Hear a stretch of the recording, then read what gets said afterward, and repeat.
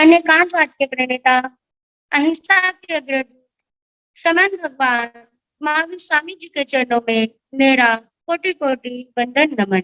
शमन संघ के प्राण युग पुरुष ध्यान योगी डॉक्टर श्री शिव मुनि जी महाराज एवं नवीन सोच के धनी उपाध्याय भगवान पूज्य गुरुदेव श्री रविंद्र मुनि जी महाराज के पावन पवित्र चरणारविंदों में मेरा कोटिशय वंदन नमन। प्रज्ञा मोहनदी भव्य प्राणियों पर मति व शुद्ध ज्ञान की वर्षा करने वाले परम कृपालु पूज्य गुरुदेव उपाध्याय भगवान पूज्य श्री जितेंद्र मुनि जी महाराज के पावन पवित्र चरणारविंदों में हृदय की असीम आस्था के साथ अनंत अनंत बार वंदन नमन। ऑनलाइन आगम वाचना में पधारे सभी मुनिवृंद एवं रत्नाधिक साध्वी वृंद के चरणों में मेरा कोटिशय वंदन नमन। उपस्थित सभी ज्ञान पिपासुओं की शुद्ध आत्मा को मेरा वंदन नमन। स्वाध्याय वह ज्ञान चक्षु है जिसके द्वारा हम हे गे उपाध्याय को जानकर अपनी इस आत्मा का कल्याण कर सकते हैं और हम परम सौभाग्यशाली हैं कि यह ज्ञान हमें गुरुदेव के मुखारविंद से मिल रहा है। गुरुदेव, हम आपके हमेशा ऋणी रहेंगे। आप अपने ज्ञान कोश में से हमें यह ज्ञान दे रहे हैं और आज की कृतज्ञता की कुसुमा अंजलि अर्पित करते हुए आज की वंदना के लाभ ले रहे हैं साध्वी श्री प्रीति जी महाराज आदि थाना। तो आया हीनम पाया हीनम करेमि वंदामि नमः स्वामी सकारेमि सम्मानेमि कल्याणं मंगलं देव्यं चेयं वज्रा स्वामी मतेन तो आया हीनम पाया हीनम करेमि वंदामि नमः स्वामी सकारेमि सम्मानेमि कल्याणं मंगलं देव्यं चेयं वज्रा स्वामी मथे तो आया हीनम पाया हीनम करेमि वंदामि नमः स्वामी सकारेमि सम्मानेमि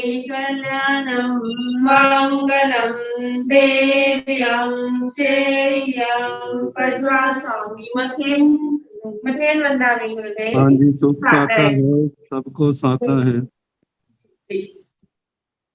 यह आगम वाचना निर्बाध गति से गतिमान रहे इसके लिए तपश्चर्या चल रही है और आज के तपस्वी हैं तप चक्रेश्वरी तप सिद्धेश्वरी गुरुवर्या श्री विभा श्री जी महाराज साहब का आज उपवास है।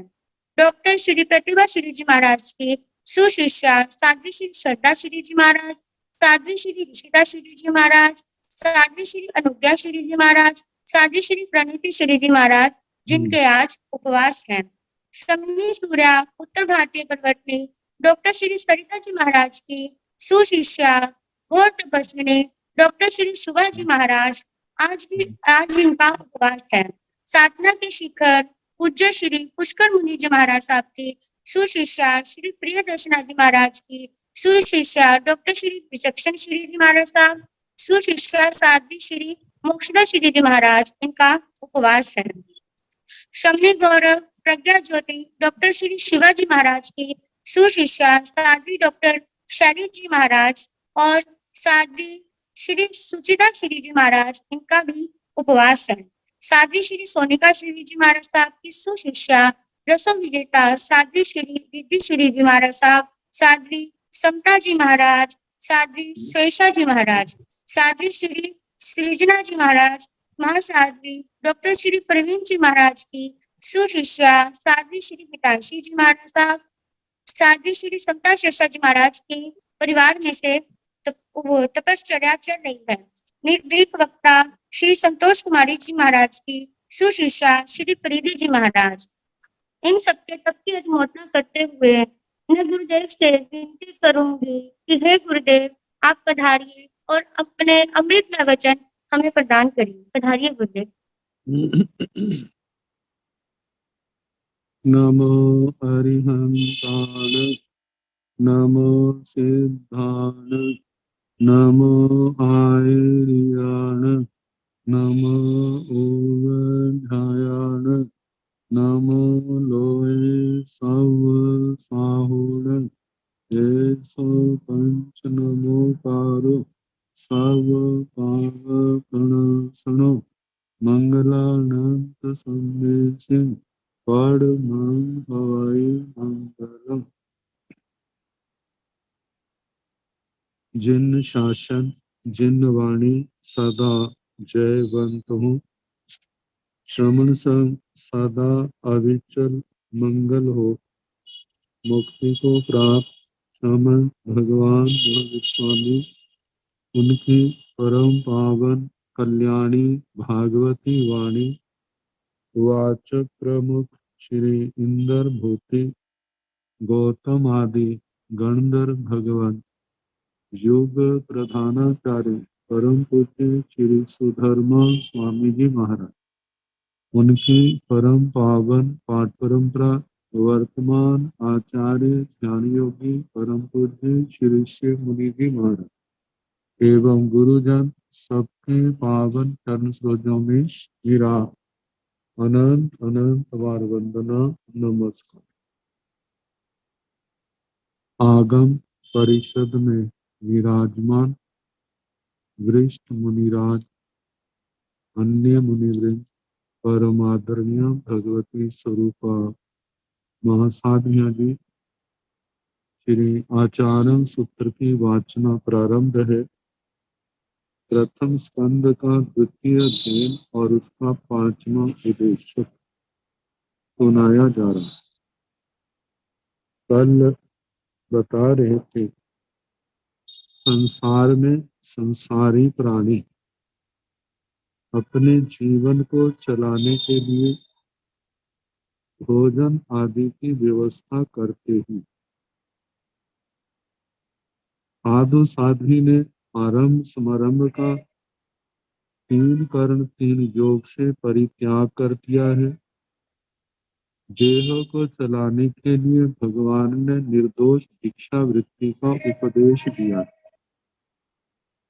गृहस्थों के भोजन के समय साधु साध्वियां जाए जहाँ पर निर्दोष भोजन पानी मिलता है, वह लेकर के उसको ग्रहण करके फिर अपनी साधना में, स्वाध्याय में, ध्यान में अपने जो समाचारी में बताया है उन धर्म क्रियाओं को करता हुआ वे अपनी आत्मा को निर्मल बनाए। तो वर्णन है समुठिये अणगारे, आर्य आर्य पन्ने, आर्य दंसी, अयं संधिति अदक्षु, ते नाये नाया वै ने समणु जान आई, सब्बाम गंध परिनाये, निराम गंधो परिवै। समुठिये अणगारे, आत्मा जिसने जिन वाणी का श्रवण करके प्रतिबोध पाया, 18 पापों का परित्याग करके संयमी जीवन स्वीकार किया। और ये संयमी जीवन है, किसी लोकेशना से प्रेरित होकर के नहीं है। ये आत्म शुद्धि के लिए, कर्मों के बंधनों को काटने के लिए, संसार सागर को पार करने के लिए। तो बताया है कि ऐसी आत्मा का ही संयम में उठना समुचित है, सम्यक उत्थित है। सम्यक उठना, संयम साधना में उद्यत होना। तो कहा कि जो समुचित अणगार है। अणगार का मतलब जिसका कोई अपना घर नहीं था, छोड़ दिया है, नहीं था तो बनाने की, पाने की भावना को छोड़ दिया। छह काया के जीवों की रक्षा में तत्पर सबको जिन्होंने छोड़ दिया, तो ऐसे अणगार आर्य, आर्य का मतलब आर्य, आर्य शब्द की व्याख्या करते हुए कहा है कि आरात हेय धर्मात्, आरात समीपात, हेय धर्मेभ्य, हेय जो छोड़ने योग्य, धर्म है जो छोड़ने योग्य बातें हैं, और वो पापमय जीवन है, उनके समीप से जो दूरी भूता दूर हो गए, उन आत्माओं को आर्य कहा जाता है। मतलब श्रेष्ठ आत्मा, पवित्र आत्मा के लिए आर्य शब्द का प्रयोग हुआ। आगे बताया है आर्य पन्ने, आर्य प्रज्ञ, जिनकी प्रज्ञा भी क्या है, आर्य है, श्रेष्ठ है, जिनकी प्रज्ञा बुद्धि कभी किसी के अमंगल का चिंतन नहीं करती, कभी किसी का अशुभ, किसी का अहित न करती है न सोचती है, तो ऐसा व्यक्ति आर्य प्रज्ञ है, जिनकी प्रज्ञा में विश्व का कल्याण है, प्राणी मात्र के कल्याण की भावना है, किसी के प्रति अशुभ की भावना नहीं, ऐसी आत्मा आर्य प्रज्ञ कहलाती। फिर आगे बताया है आर्य, आर्य संधि, आर्य संधि का मतलब आर्यदंशी, आर्यदंशी का मतलब आर्यदर्शी, आर्यदर्शी, आर्य न्याय मार्ग, उसका दर्शी उसको देखने वाला, आर्य मार्ग को ही देखने वाला। तो जहाँ पर जिस आत्मा का वर्णन किया जा रहा है वह तो निर्ग्रंथ निर्ग्रंथी है, जो 5 महाव्रतों का पालन करने वाले, छठे रात्रि भोजन का त्याग करने वाले, 5 समिति 3 गुप्ती का पालन करने वाले, इस साधना के मार्ग में आने वाले परिसय उपसर्गों को समता से सहने का अभ्यास करने वाले, ऐसी उत्तम आत्माओं का वर्णन किया जा रहा है। तो कहा कि न्याय मार्ग का दृष्टा, न्याय मार्ग मोक्ष मार्ग को देखने वाले, और कोई संसार के मार्ग को देखने की उनकी कोई भावना नहीं है, बस मोक्ष मार्ग पर चले, इस मार्ग पर चलते हुए हम अपने लक्ष्य को प्राप्त करें, तो ऐसी आत्मा को आर्यदर्शी कहा जाता है। अयं संधि थी अदक्खु, अयं संधि, अयं संधि का मतलब अयं यह संधि अवसर है, ये मनुष्य जन्म हमारे को मिला है, ये कर्म बांधने के लिए नहीं है, कर्मों का क्षय करने के लिए। तो हम ये मनुष्य जीवन पा करके हम ज्यादा से ज्यादा हम कर्मों के बंधनों को काट दें, इतना अच्छा हो इसी जन्म में समस्त कर्म क्या हो जाए, कट जाए, और ये आत्मा जन्म मरण के इस सागर को, समुद्र को सदा के लिए पार कर जाए। तो बताया कि सागर को, संसार समुद्र को पार करने का यही अवसर है, उत्तम श्रेष्ठ मंगलमय। अदक्खु, ऐसा जो देखता है, ऐसा जिसने देखा, अदक्खु की संस्कृत छाया करते हुए कहा कि अद्राक्षित, अद्राक्षित जिसने देखा, जो ऐसा देखते हैं वे क्या है, समय के दृष्टा, समय के परिज्ञाता, इस समय कैसे करना है, अपने संयम में स्थित रह करके, मानो विपरीत परिस्थितियां आ जाती हैं तो उन विपरीत परिस्थितियों में अपने संयम की भी रक्षा करनी, अपने तप की भी रक्षा करनी, जो हमारे ज्ञान दर्शन चारित्र तप हैं, इनमें किसी प्रकार का दोष ना लगे, इस बात का सदा ध्यान रखने वाले हैं। तो कहा कि ऐसे साधक, ऐसे अणगार, ऐसे निर्ग्रंथ निर्ग्रंथी से वह ना ये ना ये का मतलब कभी भी अकल्पनीय आहार को ग्रहण ना करें। गृहस्थों के घर में भिक्षा के लिए गए हैं तो वहां पर सदोष आहार, आहार में सदोषता दिखाई देती है तो उसका परित्याग कर दो, उसको छोड़ दो। ना ना ना यह वै, और दूसरों के द्वारा भी ग्रहण ना करवाए। दूसरे मुनियों को भी ग्रहण करने के लिए प्रेरित ना करे कि सदोष आहार आप ले लो, ऐसी प्रेरणा ना करे। तीसरा बताया है कि न समणु जान आई, जो सदोष आहार लेते हैं उनकी अनुमोदना ना करे। तो बताया है सब्बाम गंधम परिनाय, सब्बाम गंधम, ताकि सब सर्व आम गंधम, आम गंधम जो है वह आधा कर्मी आदि जो आहार के दोष हैं, 42 दोष आते हैं। 16 उद्गमन के, 16 उत्पादन के, 10 ऐष्णा के, इन दोषों से जो संबंधित आहार है वह क्या है, उसको आम गंध मतलब सदोष आहार कहा जाता है।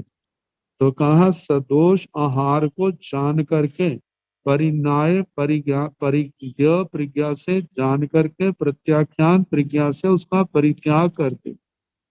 निराम गंधो परिवय, निराम गंधो समस्त दोषों से रहित जो आहार है उसी को ग्रहण करने वाला बने, और उसी को निराम गंधो निर्दोष आहार लेने वाला ऐसा बन करके परिवय संयम साधना का सम्यक प्रकार से पालन करें। अपनी साधना में आहार को लेकर के किसी प्रकार का दोष ना लगाए।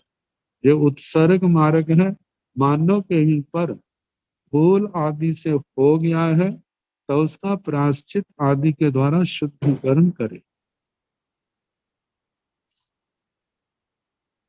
आगे बताया है अदिश्यमाणे कय विकयसु ते न किणे न किणावै किणंतं न समणु जानाई ते भिक्खु कालन्य वालन्य मायन्य खेयन्य खणियन्य विणयन्य ससमय पर समयन्य भावन्य परिगहं अममाय माणे कालानुठाई अपड़िन्य।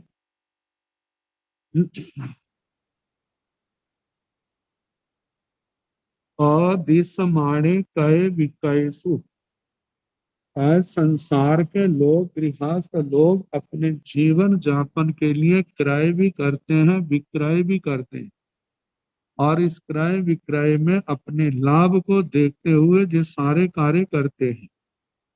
लेकिन साधु जीवन जो है, निर्ग्रंथ निर्ग्रंथी साधु साध्वियां इन सब क्रियाओं से मुक्त है।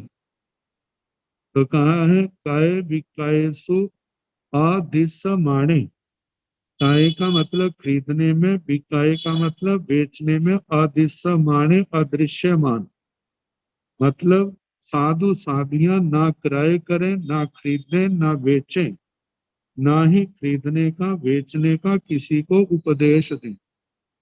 और जो ऐसा कोई क्रय विक्रय का काम नहीं करता है तो उन आत्माओं के लिए जो शब्द प्रयोग हुए हैं कि जो क्रय विक्रय से मुक्त हैं, उन क्रय विक्रय के व्यवहार में जो हमारे को दिखाई नहीं देते।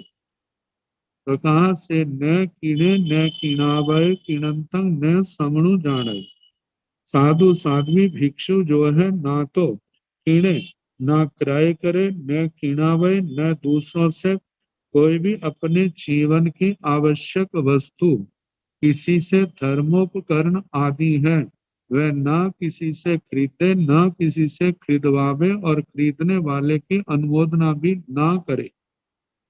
कहा कि धर्मोपकरण आदि ना खरीदे, ना अन्य से मोल मंगवाए, खरीद कर व्यक्ति का मतलब जो खरीद रहे हैं उनका उनकी अनुमोदना भी ना करे। न समणु जाने, किणंतं न समणु जाने, क्योंकि कहा जाता है इन क्रियाओं में यदि हम संसार की चीजें देखें तो महाक्रय में तो महादोष है श्री उत्तराधीन सूत्र के 35वें अध्ययन के अनुसार। और जहां पर भी साधु के लिए अपनी आवश्यक वस्तुओं के लिए कहा जाता है तो उसका निर्दोष मार्ग है, वो भिक्षा वृत्ति का है। कोई आवश्यक वस्तु है तो वह भिक्षा वृत्ति के द्वारा प्राप्त करे, किसी से खरीदने या खरीदवावे या खरीदने वाले की अनुमोदना ना करे। कहा जाता है साधु साध्वी की जो आवश्यकता है, जो इस मोक्ष मार्ग पर चल रहे हैं, तो उनका तो जो है भोजन है, पानी है, कपड़ा है, स्थान है। भोजन पानी भिक्षा वृत्ति के द्वारा संपन्न हो जाता है। स्थान जो है वो भी गृहस्थों से लिया जाता है और कुछ समय के लिए फिर छोड़ करके विहार कर जाते हैं। तो कहा जाता है वस्त्र आदि है वो भी भिक्षा वृत्ति के द्वारा ग्रहण कर लेते हैं।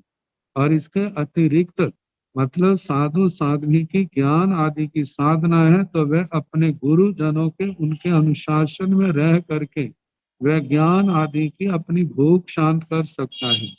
जितना ज्ञान प्राप्त कर सकता है गुरुजनों के चरणों में रह करके, उनके अनुशासन में, उनकी आज्ञा में रह करके ज्ञान आदि का अभ्यास करे। जितना अभ्यास करेगा उतना ही उसका जीवन सफल होगा। तो कहा जाता है केवल अपनी इन इच्छाओं को ना बढ़ाए, इन इच्छाओं पर अंकुश संयम रखता हुआ अपनी साधना के मार्ग पर चले, संसार की बातों की ओर ध्यान ना दे। तो बताया से भिक्षु व भिक्षु काल अन्य समय का ज्ञाता, समय का जानकार हो, किस समय क्या कौन सा काम करना है। जैसे कहा जाता है कालेन निखमे भिक्षु कालेन परिकम्मे अकालं च विवर्जिता काले कालं समायरे। भिक्षा का समय है तो भिक्षा वृत्ति है, आहार का समय है आहार, स्वाध्याय का समय है स्वाध्याय, ध्यान का समय है ध्यान, प्रतिक्रमण का समय है प्रतिक्रमण करे। तो जिन जिन क्रियाओं का समय है उनको उसी समय संपन्न करें, इसी में ही उसके साधु जीवन की सफलता है। तो कहा है कि काल अन्य काल का ज्ञाता हो, बाल अन्य बाल अन्य, जहां पर बल अन्य ऐसा शब्द है लेकिन आर प्रयोग के कारण से वह के आर को दीर्घ कर दिया है। तो जहां पर कहा है कि अपने आत्म बल को भी जानना चाहिए, अपने आत्म बल को जानने वाला हो। कोई भी क्रिया करनी है अपना शारीरिक बल, अपना आत्मा का बल, उसको ध्यान में रखते हुए कोई भी कार्य है तो उसी के अनुसार संपन्न करे। यदि आत्म बल है, क्षोभम का बल है, शारीरिक स्वस्थ, शरीर स्वस्थ है, उत्साह है, तो उपवास आदि की तपस्याएं हैं उनको करता है। अपना बुद्धि बल अच्छा है, ज्ञान आदि के अंदर क्षेत्र में बढ़ जाता है। सहन शक्ति है, कार्य करने की क्षमता है, तो सेवा आदि के क्षेत्र में बढ़ करके कर्मों की महानिर्जरा महापर्यवसान करते हैं। तो कहा इस प्रकार अपने बल को पहचान करके जैसा बल है साधना के उसी क्षेत्र में अपने आप को लगा करके धर्म संपदा का, संयम तप का, कर्म निर्जरा करने का लाभ उठाए, अपने जीवन को सफल बनाए।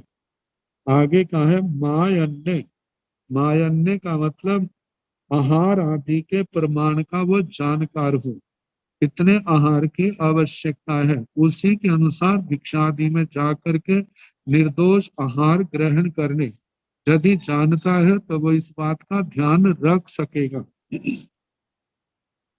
आगे बताया है खे अन्य का मतलब वैसे खेदज्ञ कहा है दूसरे के खेद को जानने वाला, लेकिन जहां पर खे अन्य का अर्थ किया है अभ्यास को जानने वाला, संसार के पर्यटन के श्रम को जानने वाला। कहा जाता है किसके अंदर किसका कितना अभ्यास है, अब वो उस अभ्यास के अनुसार मतलब कार्य करता है। अच्छा अभ्यास है तो बड़े आराम से कर लेगा, नहीं है तो उसको करना क्या होगा, मुश्किल होगा। और दूसरी बात देखी जाए तो खेयन्य संसार के अंदर दुर्गतियों में, चारों गतियों में भटकने चारों गतियों में आत्मा को कितना खेद सहना पड़ता है, कितना दुख सहना पड़ता है। और उस दुख का कारण कोई और नहीं, वो अपनी आत्मा का ही प्रमाद है। तुझे आत्मा का प्रमाद कितने दुख परेशानी का कारण बनता है, इस बात को जान करके इस प्रमाद से अपने आप को बचाने का प्रयास करे।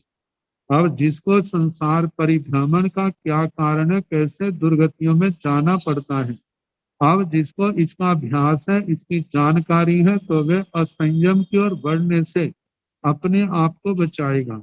यदि जिसको अभ्यास नहीं है, जानकारी नहीं है, तो वह दुनिया के इंद्रियों के विषयों के प्रलोभन में फंस करके क्या होगा, संसार की दलदल में फंस जाएगा।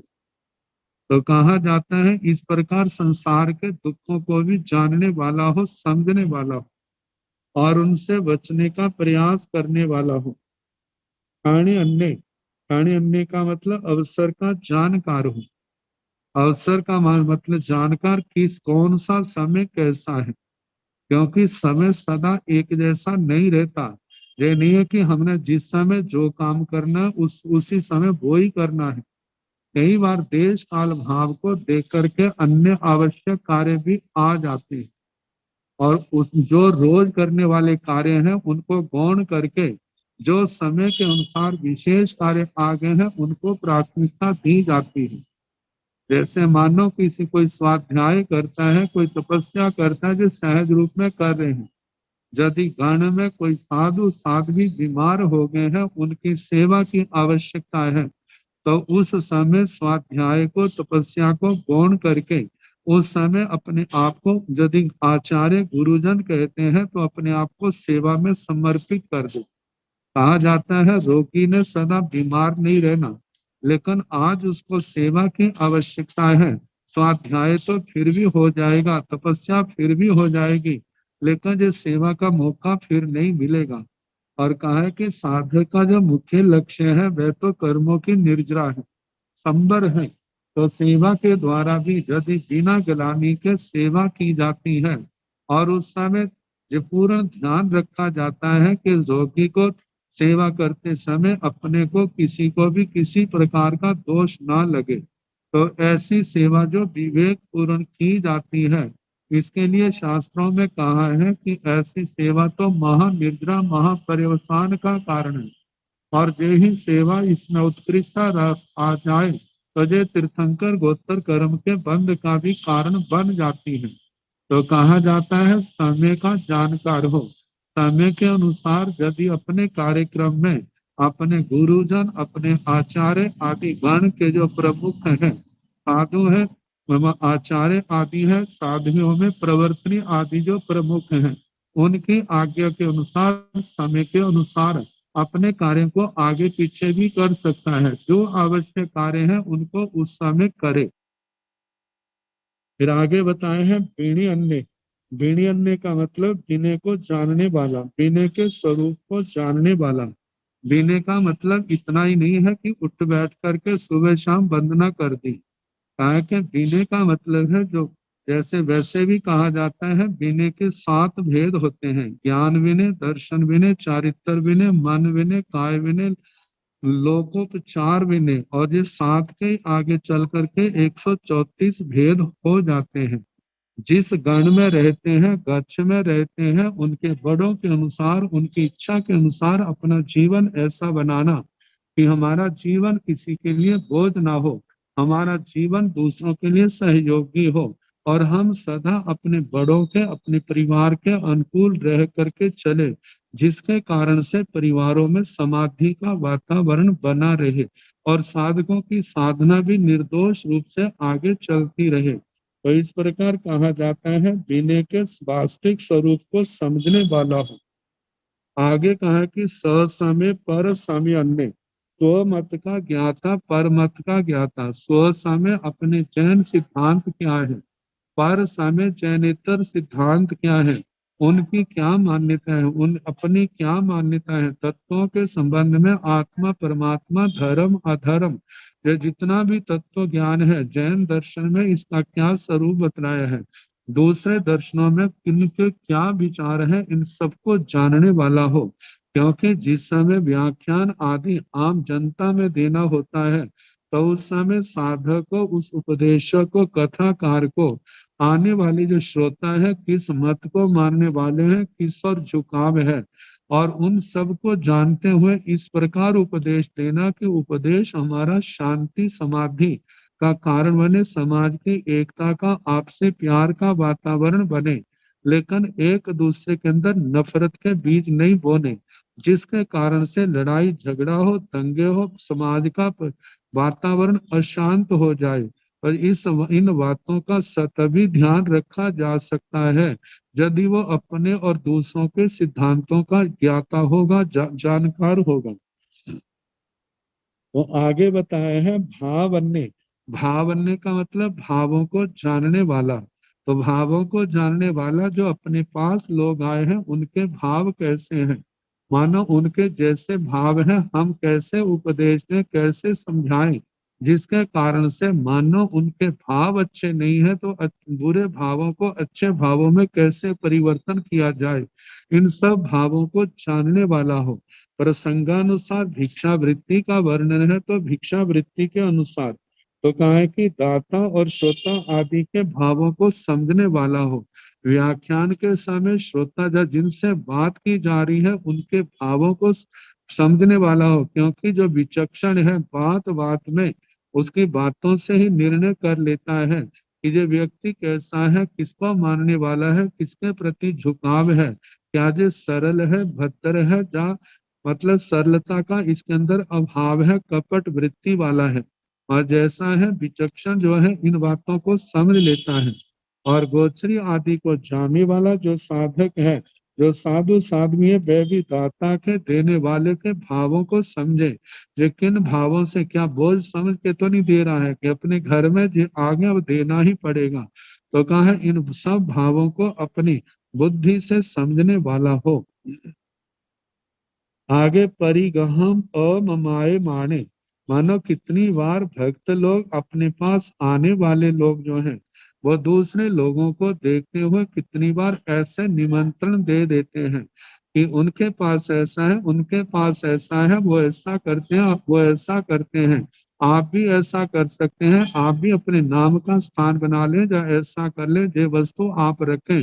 पर हमारे पहले भी ऐसे संत आए थे, उन्होंने भी ले लिया था, आप भी ले लें। तो कहा जाता है कि ऐसी कोई भी परिग्रह की चर्चा हो तो वहां पर साधु साध्वी जो है परिग्रह के प्रति किसी प्रकार का ममता भाव, आसक्ति भाव ना दिखाए, क्योंकि जो परिग्रह को स्वीकार करना तो आसान होता है, लेकिन आगे चल करके इसके कारण से संयम में, तप में अनेक प्रकार के दोषों का समावेश हो जाता है। तो इसलिए कहा जाता है परिग्रह के प्रति कोई उत्सुकता नहीं दिखानी, परिग्रह के प्रति कोई ममता का भाव नहीं रखना। कालानुठाई, समय समय पर उठने वाला हो, समय समय का विवाह करे। कब स्वाध्याय करना है, प्रतिक्रमण का समय तो निश्चित है, स्वाध्याय का भी है, ध्यान का भी, भिक्षा का भी, जो जो जिस क्रिया का समय है उसको उसी समय निष्पन्न करे। वैसे ही समाचारी के अनुसार जिस समय सुबह प्रतिक्रमण आदि कर लेते हैं तो साधु साध्वी जो है अपने संघाड़े के ग्रुप के प्रमुख के पास आकर के वंदना करके निवेदन करते हैं कि मेरे लिए क्या आज्ञा है, सेवा है तो सेवा करूंगा, यदि सेवा नहीं है तो स्वाध्याय का, ध्यान का, जो भी आप आज्ञा देंगे, जैसा उचित समझेंगे उसी के अनुसार मैं करूंगा। तो कहा है कि कालानुठाई, कालानुठाई जथा समय क्रियानुष्ठान करने वाला हो। आगे बताया है अपरिण्य। अपरिण्य का मतलब अप्रतिज्ञ हो, अप्रतिज्ञा का मतलब प्रतिज्ञा से रहित, लेकिन प्रतिज्ञा प्रतिज्ञा में अंतर है। कहा जाता है जिस प्रतिज्ञा को धारण करने से आत्मा के कषाय बढ़े, आत्मा के विकार बढ़े, जिस प्रतिज्ञा से कर्मों का, कर्मों के बंधन बढ़े, आत्मा मलिन हो, ऐसी प्रतिज्ञाएं नहीं करनी। जिस प्रतिज्ञा से, जिस प्रतिज्ञा को धारण करने से आत्मा के कषाय मंद हो, कषायों के बंधन टूट जाए, हमारा चारित्र निर्मल हो, हमारी तपस्या बढ़े, हमारी साधना बढ़े, हमारा संयम तप निर्मल हो, ऐसी प्रतिज्ञाओं को धारण करने का निषेध नहीं है। तो कहा जाता है जिन्होंने संसार को बढ़ाने वाली जो प्रतिज्ञाएं हैं उनको क्या कर दिया है, छोड़ दिया है, उनका परित्याग कर दिया है। कभी कषायों के वश हो करके कभी भी ऐसा जिसको निदान कह देते हैं ऐसी भावना नहीं भानी, जिनके कारण से संसार में वृद्धि होती है, जिनके कारण से आत्मा मलिन होती है, जिन प्रतिज्ञाओं से आप परिवार में समाज में कलेश का वातावरण पैदा हो, ऐसी प्रतिज्ञाओं का सर्वथा निषेध है। ऐसी प्रतिज्ञा नहीं करने वाला वो अप्रतिज्ञ है। लेकिन साधु को कोई ऐसी प्रतिज्ञा नहीं करनी, ऐसा नहीं है, क्योंकि साधु का जीवन तो ही प्रतिज्ञा से प्रारंभ होता है कि मैं 18 पापों का परित्याग करता हूँ, जे प्रतिज्ञा ली है। मैं 5 महाव्रतों को धारण करता हूँ, मैं 5 महाव्रतों का पालन करूंगा, जे प्रतिज्ञा ली है। मैं रात्रि भोजन का आजीवन त्याग करूंगा, इसका पालन करूंगा, जे भी उसकी प्रतिज्ञा है।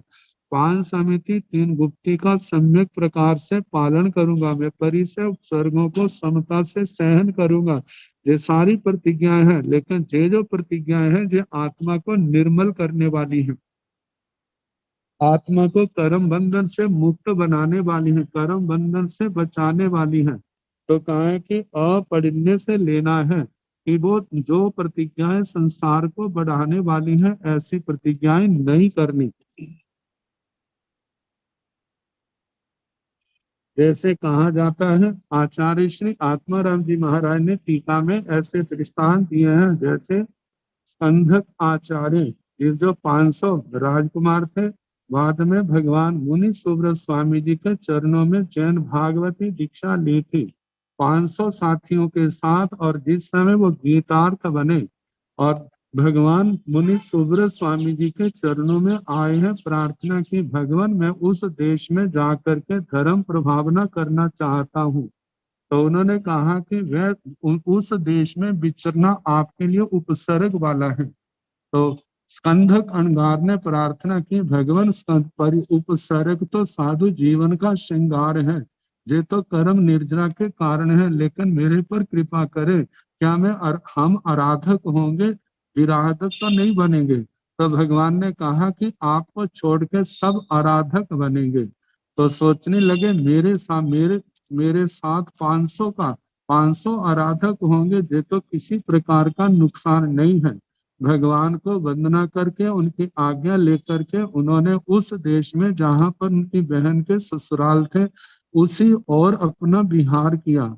और जिस समय विचरण करते करते धर्म प्रभावना करते करते उस नगर के पास पहुंचे हैं, तो उस राजा के पुरोहित को इस बात का बोध हुआ, और बोध होने के कारण से उसने पूर्व के जो पैर था स्कंद के साथ उसका बदला लेना चाहा और राजा को भड़का दिया और ऐसा षड्यंत्र रचा, जहां संत रुके थे उसके पास ही शस्त्र जो है जमीन में दबा दिए।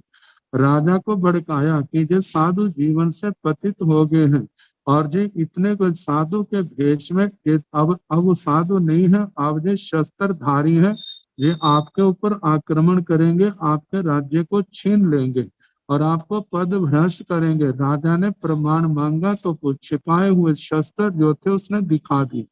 जब दिखाए हैं तो राजा ने उसी बातों से उस संतों का ऐसा पाप कर्म का उदय कि राजा और उस पुरोहित के वचनों में आ गया है, आकर के कहा जैसा आप उचित समझे वैसा ही इनको दंड दें।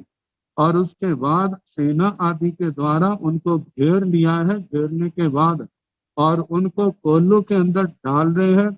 और जिस समय जिस स्थिति आचार्य जी ने देखी तो उन सब को कहा कि भगवान ने कहा था मरणांतिक उपसर्ग आएगा जिसमें आपको छोड़ करके सब आराधक बनेंगे, सबको उपदेश आदि के द्वारा धर्म में स्थिर कर रहे हैं।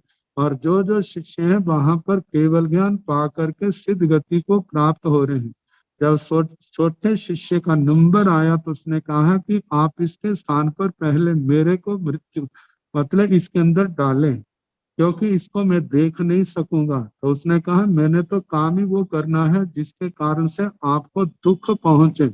और उसके देखते देखते छोटे संत को भी कोल्लू में डाल दिया है।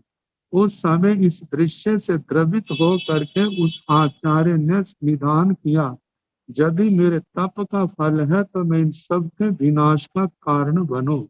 तो कहा जाता है जे जो प्रतिज्ञा थी जे साधु जीवन से विपरीत थी, और इस प्रतिज्ञा के कारण से वो क्या हो गए, जिराधक बन गए और मरने के बाद देवता बने हैं। और देवता बनने के बाद जब पूर्व जन्म स्मृति में आया है तो कैसे उस नगर का विनाश किया है, धर्म कथा में सारा देखने पढ़ने को हमारे को मिलता है। तो कहा है कि ऐसी प्रतिज्ञा जो है जो दुष्ट प्रतिज्ञा है। और उसके बाद कहा है कि श्री बाहुबली जी महाराज जब युद्ध के संग्राम में और उन्होंने ये सोचा कि मेरा हाथ तो अब प्रहार तो खाली जाएगा नहीं, तो कहा जाता है इंद्र महाराज की प्रेरणा से उन्होंने कहा कि दूसरे का दमन करने की अपेक्षा अपना दमन करो। और उन्होंने वही हाथ जो भरत को मारने के लिए उठाया था उसके द्वारा अपने केशों का लुंचन किया और अणगार अवस्था को धारण किया। अब वो सोचते हैं मैं कैसे जाऊं भगवान के समो शरण में। वहां पर मेरे छोटे भाई जो है पूर्व दीक्षित है, जाऊंगा तो उनको वंदना करनी पड़ेगी। तो उन्होंने प्रतिज्ञा की कि जब मेरे को केवल ज्ञान होगा तो मैं जाऊंगा। कहा कि जो अभिमान से प्रेरित प्रतिज्ञा थी, तो इस प्रतिज्ञा के कारण से वो भी क्या, जब तक इस बात पर दृढ़ रहे उनको केवल ज्ञान नहीं हुआ। लेकिन जैसे उन्होंने इस प्रतिज्ञा से पीछे हटे हैं और उनको जैसे कदम उठाए हैं उसी समय केवल ज्ञान केवल दर्शन उनकी आत्मा के अंदर प्रकट हुआ। तो कहने का मतलब अप्रतिज्ञा ऐसी जो संसार को बढ़ाने वाली है, कर्म बंधनों को बढ़ाने वाली है, आत्म कल्याण के मार्ग में अर्गला का रूप है। ऐसी प्रतिज्ञाओं से मुक्त रहना, ऐसी प्रतिज्ञा जो नहीं करते हैं उन आत्माओं के लिए अप्रतिज्ञ शब्द का प्रयोग किया है। जो संयम के लिए, तप के लिए, आत्म शुद्धि के लिए प्रतिज्ञा करते हैं, उन प्रतिज्ञाओं के कारण से आत्मा को अप्रतिज्ञ नहीं कहा। तो साधक ऐसा बने अप्रतिज्ञ। आगे कहा है दूहो चेता न्यायी बद्धम परिगहं कम्बलं पायपुंचनम उगहनं च कडासनं एसो चेव जानिजा। दूह का मतलब राग और द्वेष से जो प्रतिज्ञा की हो उसका छेता, उसका छेदन करने वाला हो, उसको छेदन करके छित्वा, छेता छित्वा, छित्वा का मतलब छेदन करके। और छेता जो है यदि हम इसको कृदंत का रूप प्रथमा का एक वचन बनाए तो आएगा छेदन करने वाला। और छित्वा जो है जो कृदंत प्रकरण का कत्वा प्रत्यय के छेदन करके, मतलब दोनों प्रकार से क्या, जो राग के कारण द्वेष के कारण जो प्रतिज्ञाएं की हैं उनका छेदन करके, उनका छेदन करने वाला साधक जो है न्यायी। न्यायी का मतलब नियाति, जो मोक्ष पथ पर गतिशील है, जो मोक्ष मार्ग पर चल रहा है। कहा है कि ऐसा साधक उन्हें अपने संयमी जीवन को निर्दोष बनाने के लिए संयम साधना में कैसे चलना चाहिए, आवश्यक वस्तुओं के संबंध में कहा है कि बद्धम परिगहं कम्बलम पायपुंचनम उगहनं च कडासनं एसु चेव जानिजा।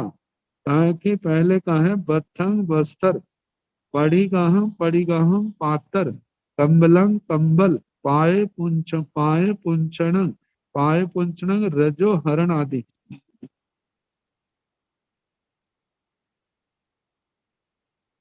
रजो हरण। आगे कहा उगहणम, उगहणम का मतलब अवग्रहण, अवग्रहण में जहाँ उपाश्रय आदि स्थान, इनके संबंध में कहा है कड़ आसन च, कड़ासन, कट आसन, कट चटाई को कहते हैं, संस्कारक और आसन बिस्तर आदि। कहा कि इनको एसु चेव जानिजा, एसु जो गृहस्थ साधु के लिए आरंभ करके इन उपकरणों को बहराते हैं देते हैं, जानिजा इनको जाने, और जान करके जो सदोष उपकरण है साधु के निमित्त से है उनका तो त्याग करे। और जो निर्दोष है, जहाँ पर उद्देशिक आदि दोष पर आधा कर्मी उद्देशिक आदि दोष नहीं है, ऐसे निर्दोष उपकरणों को स्वीकार करे। जानी जा उनको जान करके स्वीकार, निर्दोष सदोष को छोड़ दे और निर्दोष को ग्रहण कर ले। तो कहा जाता है उगहणं को लेकर के कहा कि अवग्रह अवग्रह के संबंध में आचार्य श्री महाराज ने कहा है कि 5 भेद हैं। जो 5 प्रकार का अवग्रह आता है भगवती सूत्र में।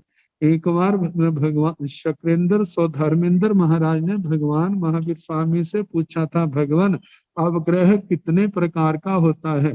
तो भगवान ने कहा था कि अवग्रह 5 प्रकार का है। देवेंद्र अवग्रह, राज अवग्रह, गृहपति अवग्रह, शय्यातर अवग्रह, साधर्मिक अवग्रह।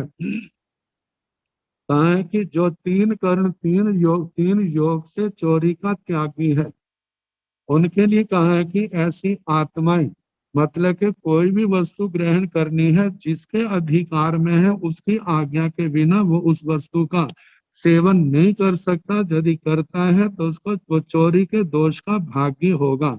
तो कहा जाता है उन 5 अवग्रहों का वर्णन करते भगवान ने कहा, पहला है देवेंद्र अवग्रह, मतलब कि इंद्र महाराज के अधिकार की वस्तु को ग्रहण करना। क्योंकि कहा जाता है इस मध्य मध्य लोक में दक्षिण दिशा की ओर सौधर्मेंद्र महाराज का अधिकार है, उत्तर दिशा की ओर ईशानेंद्र महाराज का अधिकार है। दूसरा राज अवग्रह का मतलब जहाँ पर चक्रवर्ती भी लिया जाता है और राजा का भी अवग्रह, क्योंकि जिस समय जिस राजा का जहाँ पर शासन होता है, इंद्र महाराज के शासन के बाद उनका नंबर आता है कि उनका इस भूमि पर आधिपत्य है, इस भूमि पर होने वाली वस्तुओं का आधिपत्य है। और तीसरा जो है गृहपति अवग्रह, गृहपति गाथापति सेठ आ जाता है।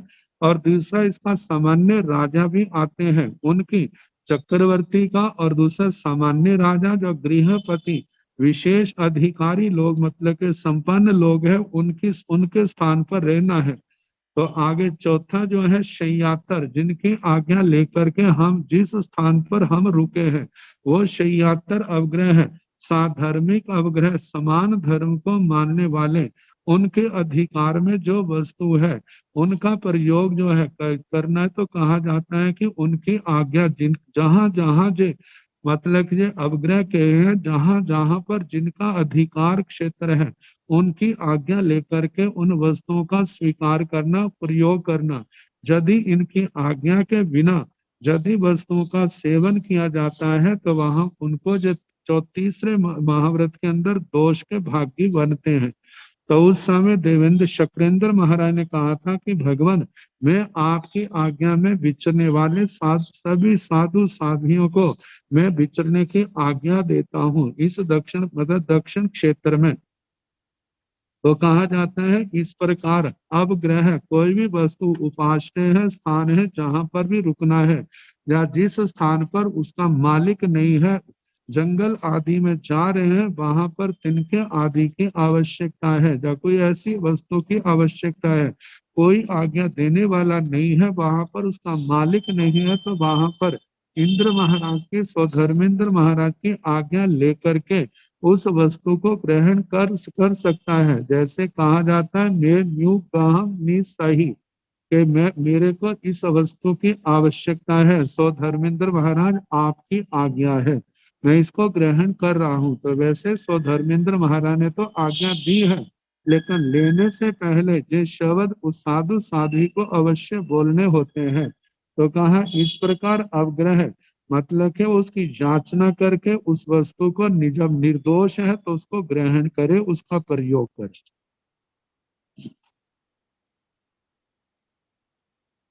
आगे कहा है लब्धे आहारे अणगारो मायं चाणिचा ते जहेयं भगवया पवेयं लाभोति न मच्चिजा अलाभोति न सोईजा बहुमपि लत्थुम न नीहे परिगहाव अपाणं आवश्यकीजा।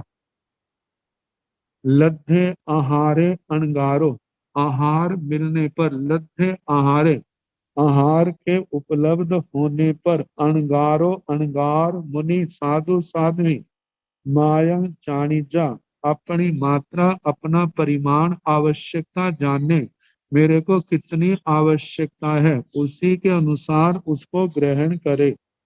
मायं जानीजा उसके परिमाण को जानने से जहेयं भगवया पवेयं से वह जहेयं जैसे जय भगवया भगवान के द्वारा पवेयं प्रतिपादन किया गया है। मतलब जैसा भगवान ने परिमाण कहा है आहार आदि के संबंध में, वस्त्र आदि के संबंध में, तो कहा जो भी परिमाण कहा है उसके अनुसार अपनी मर्यादा को, अपनी जरूरत को, उस सबको जाने। तो जैसा भगवान ने कहा है उसके अनुसार लाभूति ने मईजा, यदि मानो लाभ होता है, अनायास लाभ हो जाता है, बिना प्रयास के लाभ हो जाता है, तो मद ना करे। मैं कितना पुण्यवान हूँ, भाग्यशाली हूँ, मेरे को दर दर में भटकना नहीं पड़ता, तो ऐसे मद ना करे। अलाभूति न सोई जा, मानो यदि लाभ नहीं होता है तो किसी प्रकार का शोक ना करे। देखो मैं इतने घरों में गया लेकिन मेरे को निर्दोष वस्तु की उपलब्धि नहीं हुई, मैं कैसा भाग्यहीन हूँ। कहा ऐसा ना सोचे। कहा कि यदि वो मानो अनेक घरों में गया है, नहीं भी मिला है, तो उस समय संतोष रखे, और जो बल पराक्रम अनेक घरों में भिक्षा में जाने के लिए किया है वो भी उसका निरर्थक नहीं है, वह भिक्षाचरी तप है। और उस भिक्षाचरी तप में किसी प्रकार की ग्लानि नहीं है, तो वो भी महानिर्जरा महापर्यवसान का कारण है। इस प्रकार अपने आत्म केवल जो संतोष धारण करने के लिए नहीं है, ये एक सच्चाई है। जैसे टंडन अनगार जो है कितनी समता से गोचरी को जाते थे, और वो उनका गोचरी को जाना भी तप था और महानिर्जरा का कारण था।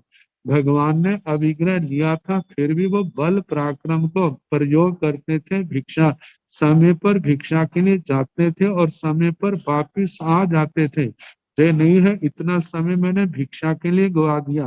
कोई सोच सकता इतना समय पर ना पता होता नहीं मिलना है तो मैं स्थानक में बैठ करके, अपने धर्म स्थान में बैठ कर स्वाध्याय करता, ध्यान करता, कितना लाभ होता।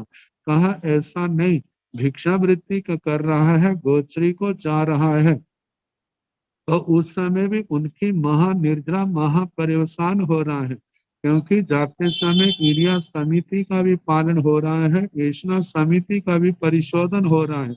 मौन भी उन्होंने धारण किया है, जीव रक्षा के भाव होने के कारण से उनका संयम भी है, तप भी है। तो ये सारी क्रियाएं जो है महानिर्जरा का कारण है। और मानो नहीं मिलता है तो ऐसे समय हमारी आत्मा उस अलाभ से कितनी प्रभावित होती है। ये भी बोध होता है कि हमारे जीवन में भूख को सहने का कितनी क्षमता पैदा हुई है, हमारे अंदर कितना संतोष हुआ है। यदि हमें ये शौक हो रहा है तो इसका मतलब भोजन नहीं मिला है, तो इसका मतलब हमारे अंदर अभी संतोष नहीं आया, और संतोष हमारे को प्रभावित कर रहा है।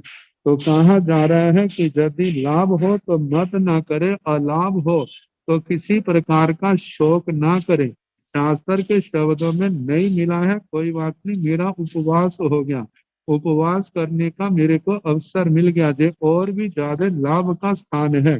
तो कभी ना कभी होता है कि लाभ है तो ये सोचे आज नहीं तो चलो आज उपवास हो गया, कल मिल जाएगा, कल नहीं है तो परसों मिल जाएगा, कभी ना कभी तो मेरा अंतराय टूटेगा ही।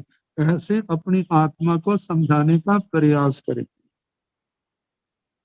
आगे बताया है बहुमुखी लब्धु न नीहे, यदि मानो मर्यादा से ज्यादा मिल गया है तो कहा उसका उसका संग्रह ना करे। मतलब अपने जो समान समाचारी वाले साधु हैं, साधुओं को साध्वी है, साध्वियों को इस प्रकार उसका जो है सम विभाग कर ले, और उसका लंबे समय तक भी संग्रह करके ना रखे। मतलब कि आज का है कल काम आ जाएगा, जैसे सुबह का है चौथे पैर में काम आ जाएगा, ऐसे संग्रह ना करे। कहा जी संग्रह जो है एक तो ठीक है, गृहस्थों की जीवन की अपेक्षा से बड़े सामान्य दोष हैं, लेकिन साधु अपने जीवन को देखे तो अप्रमत्तता के लिए जो घातक है। तो कहा जाता है ज्यादा मिल रहा है तो संग्रह की भावना ना रखे और उसको वहीं पर छोड़ दे। तो कहा न नीहे परिगहाओ अपाण अवसखी जा, परिग्रह से अपने आप को अलग रखे, परिग्रह से अपने आप को पीछे हटाए, इसी में साधु साध्वी जीवन की शोभा है। अब इसके आगे जो और वर्णन आएगा सोमवार को जैसा अवसर होगा कराने का प्रयास करो।